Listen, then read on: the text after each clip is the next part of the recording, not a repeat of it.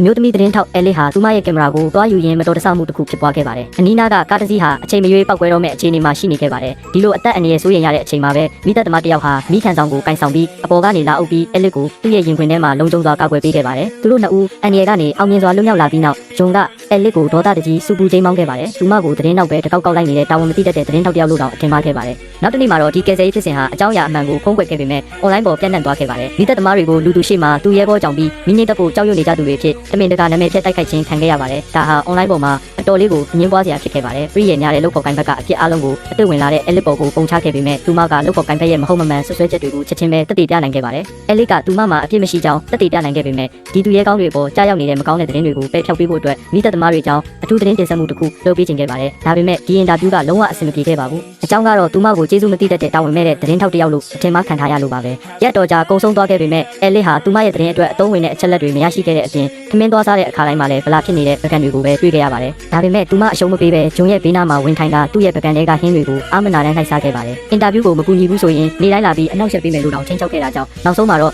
ဂျွန်ဟာအရှုပ်ပေးကအင်တာဗျူးဖြစ်ဖို့သဘောတူခဲ့ရပါတယ်။အဲလစ်မေးသမျှမေးခွန်းတွေကကယ်ဆယ်ရေးလုပ်ငန်းတွေနဲ့ဘာမှမဆိုင်ခဲ့ပါဘူး။အဲ့ဒီအချိန်မှာပဲအချက်ပေးတန်ထွက်ပေါ်လာပြီးဝန်ထမ်းအားလုံးတာဝန်ထမ်းဆောင်ဖို့ထုတ်ခွာသွားကြပါတယ်။တက်ချန်တစ်ခုပြိုကျသွားပြီးအဖိုးကိုတယောက်စင်ပုံမှာပိတ်မိနေတာဖြစ်ပြီးမကြခင်မှာပဲမိသက်သမားတွေကကဲတင်နိုင်ခဲ့ပါတယ်။ဒါပေမဲ့အဖိုးကလွတ်သွားတဲ့ချက်တွေကိုပဲစိတ်ပူနေတာကြောင့်ဂျွန်ကချက်တွေကိုလိုက်ဖမ်းပေးမယ်လို့ကတိပေးခဲ့ရပြီးအဲလစ်ကလည်းဝန်မလေးပဲဝိုင်းကူပေးခဲ့ပါတယ်။သူမဟာဂျွန်ခန်းထားတဲ့ချက်ကိုပဲအတူတူဖမ်းမိသွားပြီးဂျွန်ကတော့ချက်ချင်းပဲလက်လွတ်ပေးလိုက်ပါတယ်။သူကချက်တွေကိုဆက်လိုက်ဖမ်းနေတော့အဲလစ်ကသူ့လမ်းကိုပိတ်လိုက်ပြီးဂျွန်ရဲ့မျက်လုံးတွေကိုစိုက်ကြည့်နေခဲ့ပါတယ်။သူမရဲ့ဆူရှားတဲ့အကြည့်တွေကြောင့်သူဟာရှက်သွေးထသွားပြီးသူမကိုတက်တောင်မကြည့်ရတော့ပါဘူး။ရှစ်အုပ်ထုတ်ဆောင်နေတယ်လို့ဆိုပြီးအဲလစ်ကပြောလိုက်ပါတယ်။အဲ့ဒီအချိန်မှာပဲအဖွဲ့ဝင်တစ်ယောက်ကချက်အားလုံးဖမ်းမိသွားပြီးဖြစ်ကြောင်းလာသတင်းပို့ပါတယ်။စခန်းကိုပြန်ရောက်တဲ့အခါအဲလစ်ဟာအစည်းအဝေးတက်ဖို့အကြောင်းကြားစာရရှိခဲ့ပါတယ်။ဒီကိုလုံးချက်မွေးတွေပေးပွားနေတာကြောင့်ရေချိုးဖို့လိုအပ်နေခဲ့ပြီးမိသက်အဖွဲ့ဝင်တွေထမင်းစားနေတော့မှသူမဟာသူတို့ရဲ့ရေချိုးခန်းထဲကိုခိုးဝင်ခဲ့ပါတယ်။ဒါပေမဲ့ရေချိုးလို့တဝက်လောက်မှာပဲအပြင်ဘက်ကနေလူတစ်ယောက်ရဲ့အတန်ကိုကြားလိုက်ရပါတယ်။ဂျုံရေချိုးခန်းထဲဝင်လာတဲ့အချိန်မှာသူမဟာမတိမတာထွက်ပြေးဖို့ကြိုးစားခဲ့ပေမဲ့သူမရဲ့အလှကုန်အိတ်ဟာကျမ်းပြင်ပေါ်ကိုပြုတ်ကျသွားခဲ့ပါတယ်။ အပိုင်း3မှာပြန်ဆောင်ကြမယ်နော်။